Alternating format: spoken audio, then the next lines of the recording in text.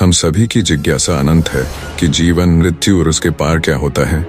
पूर्व जन्म या पिछले जन्मों की कहानी आत्मा की एक महान यात्रा की गाथा है, जो सतयुग से लेकर कलयुग तक फैली हुई है। पुनर्जन्म का विचार प्राचीन धार्मिक और दार्शनिक मान्यताओं में गहराई से निहित है। खासकर हिंदू धर्म, बौद्ध धर्म, जैन धर्म और सिख धर्म में यह यात्रा देवता से मनुष्य और मनुष्य से देवता बनने की चक्रीय प्रक्रिया का प्रतिनिधित्व करती है। इस यात्रा में परमात्मा शिव की भूमिका अत्यंत महत्वपूर्ण है, जो आत्मा को कर्म बंधन से छुड़ाए मनुष्य से देवता बनने की दिशा में मार्गदर्शन करते हैं। पुनर्जन्म का विचार, जिनमें हर अनुभव हमें एक नई दिशा दिखाता है। आइए इस रहस्यमय यात्रा की खोज करें और समझें कि इस जन्म के पूर्व हम क्या थे, और देखेंगे कि कैसे पास्ट लाइफ रिग्रेशन के माध्यम से अनेक लोगों ने पूर्व जन्मों के अनकहे रहस्यों को उजागर किया है। सबसे पहले हम जानते हैं कि क्यों मनुष्य केवल मनुष्य योनि में ही जन्म लेता है, पशु योनि में नहीं। मानव योनि और पशु योनि के बीच मुख्य अंतर उनके संस्कार और अनुभवों का होता है। मनुष्य को विशेष प्रकार की चेतना, बुद्धिमत्ता और आत्मा के विकास की क्षमता प्राप्त होती है। मनुष्य सही और गलत का भेद कर सकता है और यही क्षमता उसके कर्मों में परिलक्षित होती, जिसमें नैतिकता, दया और करुणा जैसे गुण प्रमुख होते हैं। दूसरी ओर पशुओं के संस्कार उनकी मूल जीवित जरूरतों और सरल जीवन से संबंधित होते हैं। पशु स्वाभाविक प्रवृत्तियों के अनुसार जीते हैं। मनुष्य की यात्रा केवल मनुष्यों की योनि में ही होती है। मनुष्य आत्मा मनुष्य योनि में ही अपने पाप कर्मों की सजा भोगती है। इस सृष्टि पर 84 लाख योनियां जरूर है, पर मनुष्य आत्मा को 84 लाख योनियों से गुजरना नहीं पड़ता। यदि किसी व्यक्ति ने इस जीवन में नकारात्मक कर्म किए हैं, तो वे अगले जन्म में कठिन परिस्थितियों जैसे गरीबी, अंधापन, लंगड़ापन, मानसिक चिंता, लाइलाज बीमारी या अन्य विपत्तियों के रूप में प्रकट हो सकते हैं। यह जीवन की कठिनाइयां आत्मा के पिछले कर्मों का परिणाम होती हैं और यह आत्मा को आत्म सुधार की दिशा में प्रोत्साहित करती है। पुनर्जन्म सिद्धांत बताता है कि संस्कारों का सुधार योनि बदलने से नहीं, बल्कि आत्मा के अनुभवों और कर्मों के आधार पर होता है। इसके लिए आत्मा को उचित ज्ञान, शिक्षा और श्रेष्ठ संकल्प शक्ति की आवश्यकता होती है। यह मानना कि पशु योनि केवल भोगने की योनि है, सत्य नहीं है। पशु भी अपने जीवन में स्वतंत्रता, संतुष्टि और सरलता का अनुभव करते हैं।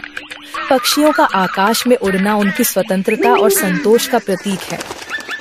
अब जब हमने 84 लाख योनियों का रहस्य सुलझा लिया है, तो आइए इस गुह्य प्रश्न का भी उत्तर खोजें कि क्या हम सदैव मनुष्य शरीर में ही जन्म लेते रहे हैं, या इससे पूर्व भी हमारी कोई उच्चतम अवस्था थी, जब आत्मा 5000 वर्ष पूर्व परम धाम से इस सृष्टि पर आई, तब सतयुग का जीवन कैसा था। आइए इस देवता से मनुष्य बनने की अद्भुत महागाथा को समझते हैं। इस सृष्टि पर सबसे पहले सतयुग और त्रेता युग में जन्म लेने वाली आत्माएं शुद्ध, पवित्र और दिव्य गुणों से भरी होती है। उस समय हम सभी देवी देवताओं के रूप में इस धरती पर जन्म लेते थे। इस युग को स्वर्णिम युग भी कहा जाता है, जहाँ चारों ओर शांति, सुख और पवित्रता का वास होता है। यहाँ प्रकृति भी सतो प्रधान होती है और अपने मालिक देव आत्माओं के सेवा में सदा तत्पर रहती है। देवी देवताओं का जीवन नैतिकता, मर्यादा और दिव्यता से ओतप्रोत होता है। इस दिव्य वातावरण में जीवन के हर पहलू में शुद्धता का वास होता है। सतयुग और त्रेता युग में संतान उत्पत्ति की प्रक्रिया विशुद्ध रूप से आत्मिक और योग शक्ति पर आधारित होती है। योग की दिव्य शक्ति से जन्म लेने वाले बच्चे भी इन गुणों से युक्त होते हैं और वे अपने माता पिता की तरह ही पवित्र, दिव्य और नैतिकता से पूर्ण होते हैं। इस प्रकार स्वर्ग में जीवन पूरी तरह से पवित्रता और दिव्यता से परिपूर्ण होता है। यह दिखाता है कि स्वर्ग में जीवन एक आदर्श स्थिति है, जहां आत्माएं अपने सबसे शुद्ध स्वरूप में होती हैं। स्वर्ग में राजा और प्रजा के बीच पूर्ण सद्भाव और सहयोग होता है। शारीरिक, मानसिक और आध्यात्मिक रूप से मनुष्य पूर्ण, स्वस्थ और संतुष्ट होते हैं। भारत को उस समय आर्यावर्त या स्वर्ण भूमि कहा जाता है, जहां हर कोई सत्य, धर्म और अहिंसा के मार्ग पर चलते हैं। सतयुग और त्रेता युग की दिव्यता के बाद द्वापर युग का आगमन होता है, जब देव आत्माओं की शक्ति और कलाएं घटने लगती हैं। सतयुग से द्वापर युग तक इस लंबी यात्रा में आत्माओं की दृष्टि जो पहले आत्मिक थी अब धीरे धीरे दैहिक हो जाती है। प्रकृति भी जो पहले सुखदायी थी अब दुख देने वाली तमोप्रधान हो जाती है। लेकिन द्वापर युग का आगमन इस संसार में एक और महत्वपूर्ण परिवर्तन लाता है। द्वापर युग से ही पूजा पाठ सत्संग की शुरुआत होती है। पहले राजा विक्रमादित्य द्वारा भगवान शिव के सोमनाथ मंदिर की स्थापना होती है। इसी युग में गीता, भागवत और पुराण जैसे धर्म ग्रंथों की रचना होती है जो आत्माओं को पुनः आध्यात्मिकता की ओर प्रेरित करते हैं। द्वापर युग से ही विभिन्न धर्मों के संस्थापक अपने अपने धर्म की स्थापना करते हैं और परमात्मा का संदेश जन जन तक पहुंचाते हैं। आइए गति, सद्गति और दुर्गति के गहन अर्थों और उनके आध्यात्मिक आयामों को समझने का प्रयास करें ताकि हम जीवन, मृत्यु और पुनर्जन्म के रहस्यों को गहराई से जान सकें। गति का मूल अर्थ है मुक्ति या मोक्ष, जो कि आत्मा की परम अवस्था है जब वह संसार के चक्रव्यूह और माया के बंधनों से पूर्णतया मुक्त हो परम धाम में निवास करती है। सद्गति अर्थात जीवन मुक्ति, इस संसार में इस शरीर में रहते हुए जीवन मुक्त स्थिति का अनुभव करना। ऐसा नेचुरल जीवन सतयुग त्रेतायुग में होता है जहां आत्मा न केवल मुक्त स्थिति में है बल्कि वह संसार के सर्वोच्च शांति और दिव्यता का अनुभव करती है। दुर्गति अर्थात आत्मा का पतन, आत्मा जब अपने को देह समझकर विषय विकार के अधीन हो पाप कर्म करती है तब वह धीरे धीरे दुर्गति की ओर अग्रसर होने लगती है। फिर ऐसा समय आता है जब सभी आत्माओं के अति पाप कर्मों से यह संसार धीरे धीरे रौरव नरक घोर कलयुग बन जाता है, जो कि अभी है।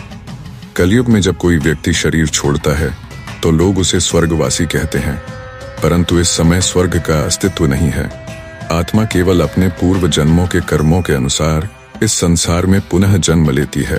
सतयुग में शरीर छोड़ने वाली आत्माएं पुनः सतयुग में जन्म लेती हैं और कलयुग में शरीर छोड़ने वाली आत्माएं कलयुग में ही पुनः जन्म लेती हैं। ऐसा नहीं है कि कलयुग में अच्छे कर्म करने से कोई स्वर्ग में चला जाएगा, बल्कि अच्छे कर्मों के आधार पर अगला जन्म कलयुग में ही श्रेष्ठ रूप में मिलता है। इस स्थूल लोक के बाहर कोई अन्य लोक नहीं है जहां आत्माओं को शरीर प्राप्त हो। सबसे ऊपर ब्रह्मलोक है जिसे परमधाम, शांतिधाम या मुक्तिधाम कहा जाता है। यह वही दिव्य स्थान है जहां आत्माएं बिना शरीर के मुक्त अवस्था में निराकार परमपिता परमात्मा के साथ निवास करती हैं। ये ब्रह्मलोक हम सभी आत्माओं का वास्तविक घर है जहां परम शांति, अनंत प्रेम और अखंड आनंद का निवास होता है। यही कारण है कि आत्मा द्वापर युग से अपने शाश्वत घर ब्रह्मलोक की ओर लौटने की आकांक्षा रखती आई है। अब हिप्नोसिस के माध्यम से पास्ट लाइफ रिग्रेशन के द्वारा पुनर्जन्म के रहस्य को भी समझने का प्रयास करते हैं। अनेक लोगों ने पास्ट लाइफ रिग्रेशन के माध्यम से अपने पिछले जन्मों के अनुभव साझा किए हैं। उन्होंने यह पाया कि उनके वर्तमान जीवन के सुख दुख, संघर्ष और परिस्थितियाँ वास्तव में उनके पूर्व जन्मों के कर्मों का ही प्रतिफल हैं। इस जीवन में वे उन्हीं आत्माओं के साथ पुनः जन्म लेकर अपने अधूरे कर्मों का हिसाब किताब पूरा करती हैं जो किसी जन्म में उनके निकट संबंधी या परिचित थे। आत्मा निर्लेप नहीं है। हमारे प्रत्येक कर्म, चाहे वह अच्छे हों या बुरा, हमारी आत्मा पर अमिट छाप छोड़ता है जिसे हम अपने अगले जन्म में साथ लेकर जाते हैं। यही कर्म हमें पुनर्जन्म के चक्र में बांधते हैं, परंतु यह कर्म बंधन अनंत नहीं है। शिव बाबा की याद से कर्मयोगी बन हम अपने जन्म जन्मांतर के पाप कर्मों और कर्म बंधनों को समाप्त कर सकते हैं। शिव बाबा की दिव्य स्मृति आत्मा को उसके संपूर्ण शुद्धि और मुक्ति के मार्ग पर अग्रसर करती है।